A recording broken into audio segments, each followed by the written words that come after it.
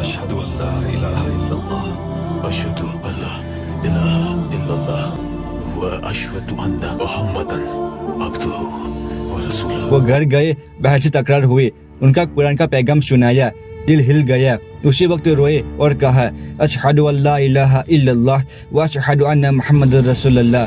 ये थे इस्लाम के शेर का नया जन्म। नबी पाक के साथ उनका ताल्लुक कैसा था? रसूलुल्लाह के साथ उनका हर पल वफादारी, ताकत और मसरत से भरा था। हर जंग में आगे, हर मुश्किल में रसूलुल्लाह के साथ। जब हिजरत हुई तो सब लोग छुप के निकले, लेकिन उन्होंने तलवार लेकर कहा, जो चाहते हैं कि उसकी माँ उसका मातम करे वो उमर को रोके। ये था उनका यकीन अल्लाह और नबी पाक पर। अब वो इस्लाम के दूसरे खलीफा कैसे बने? इस्लाम के पहले खलीफा हज़रत अबू बकर सिद्दीक रज़ियल्लाहु अन्हु की वफात के बाद हज़रत उमर रज़ियल्लाहु अन्हु को दूसरा खलीफा बनाया गया, और यह था इस्लाम के तारीख का एक नया दौर।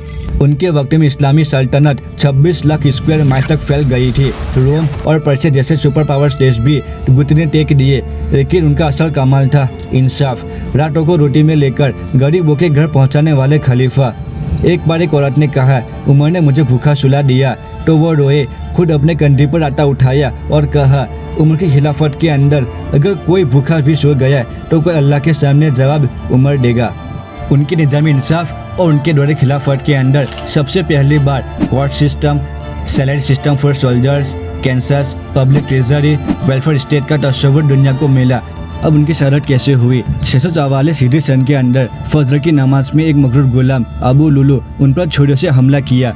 हज़रत उमर गिर गए, खून में डूबे हुए थे, और उन्हें कहा, क्या लोग नमाज पढ़ रहे हैं? उन्हें सिर्फ अपनी मौत की चिंता नहीं थी, उम्मत की इबादत की भी चिंता थी। 3 दिन बाद वो दुनिया से रुखसत हुए। उनका आखिरी अरमान था, मुझे नबी पाक के कदमों में दफन किया जाए। और आज भी दोस्तों, नबी पाक सल्लल्लाहु अलैहि वसल्लम और हज़रत अबू बकर सिद्दीक रज़ियल्लाहु अन्हु के बीच के अंदर हज़रत उमर आराम फरमा रहे हैं।